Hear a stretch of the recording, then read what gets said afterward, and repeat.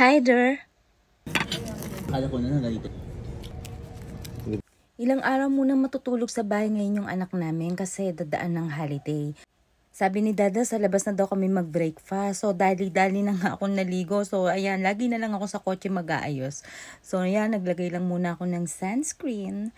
And then pagkatapos niyan, syempre sabi ko, para naman may kulay yung mukha ko, maglagay nga ako ng lip serum.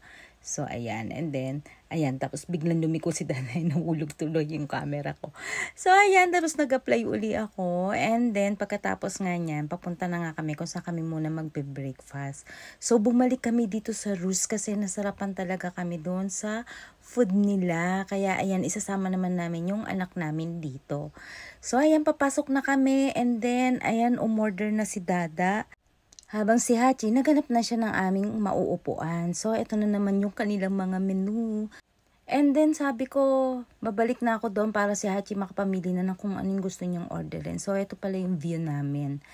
And maya-maya nga dumating na yung iced tea at yung aming coffee. Then, dumating na rin yung spam at saka yung pancake with eggs. Tapos, ito, sausage and corn and hash brown with egg. Yan, ang kay Dada. Tapos, ayan yung sa akin yung longganisa at egg. Ayan. Tapos, ito yung extra melted cheese para kay Hachi.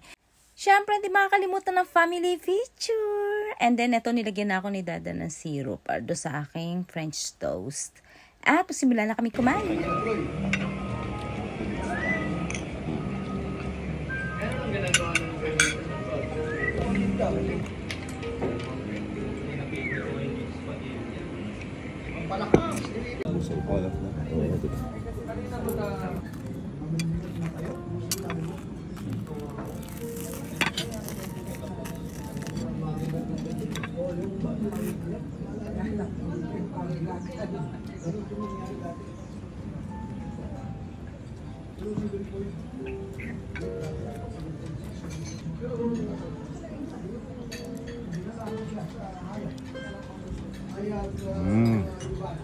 Ayan na, tapos na kaming kumain. Medyo nagpapahinga lang kami sa aming kabusugan at aalis na rin kami.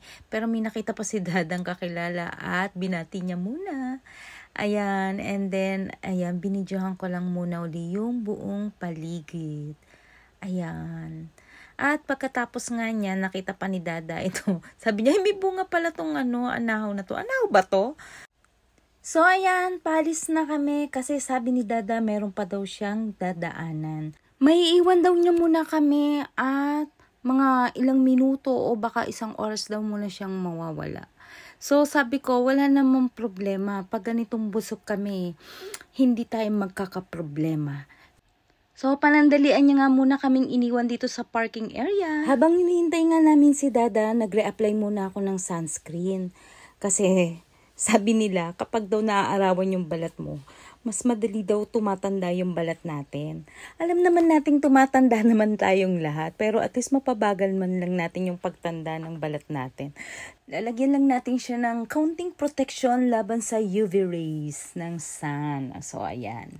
Siyempre, pagkatapos naman nitong sunscreen na to, maglalagay na rin ako ng lip serum para maging malambot at hindi bitak-bitak ang ating labi. Maya nga, ayan, dumating na si Dada and then sabi niya ako, nag-research na ba ako kung saan daw kami susunod na kakain kasi nga magtatanghalian na nga nito. So, medyo busog pa talaga kami nito pero sabi namin, sige. Sabi ko, try naman nating mag-Italian food. So, ayan, papunta na nga kami at eto, dito pala kami kakain. So, nakalimutan namin na nga pala baka may reservation dito. So pagdating namin dito, tinanong kami kung may reservation kami. Sabi namin, naku wala po kaming reservation. Kasi nga puno na daw yung love nila kasi lunchtime nga kasi. So pwede naman daw nila kaming i-accommodate. Dito nga lang kami sa may alfresco nila. So sabi namin, okay lang naman po yan. Kasi gusto lang talaga namin matikman yung food nila. So ayan, pumwesto na kami dito. Ayan, diyan kami kakain sa may bandang labas nila. Kasi puno na nga doon sa loob. Ayan, at meron na nga kaming table at mag-start na kaming umorder. So, ayan, ito pala yung kanilang mga menu. So, ayan na, isa-isa na naming binuklat at titingnan namin kung ano yung aming mga magugustuhan. So, medyo busog kami nito kaya medyo konti lang yung o-orderin namin. Ayan, ang mga food and prices nila. Maya-maya nga, isa-isa na nagdatingan yung aming mga order. So, nauna muna tong drinks. Yan, yung mango and yung lemonade. And then, si Dada nauhaw na siya. So, tinikman na niya yung lemonade. And then, syempre ako naman, titikman ko naman yung mango shake. Ayan, lasang-lasa yung mangga. Ayan, and then maya-maya dumating na yung pasta namin. Ayan, seafood yung pasta na in-order namin. And then, dumating na rin tong Stefanus Panizza. Pizza and panna cotta. And then, syempre, yung order ni Dada, yung kanyang affogato. Ayan. And then, syempre, magpa-family feature ulit. And eto na, nag-start na kaming kumain. Ito talaga yung tumawag ng pansin namin, kaya gusto namin dito kumain. So, ayan, lalagyan mo siya ng dahon and then iro-roll mo siya. At saka mo siya kakainin. Ang sarap nito, sa totoo lang, iba yung lasa niya. Masarap siya. Sarap. Masarap nga siya. Kainin natin siya sa malamig mo rin.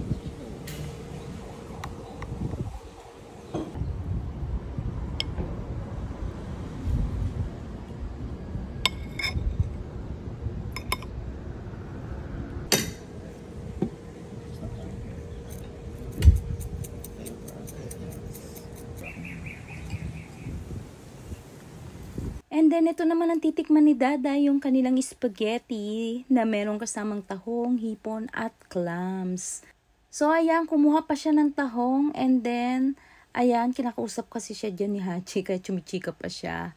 And then, pagkatapos nga namin dito, ayan, tinake out na lang namin yung aming mga leftover kasi busog na talaga kami. And then, ito na, pauwi na kami. Kaya hanggang sa muli. Bye-bye!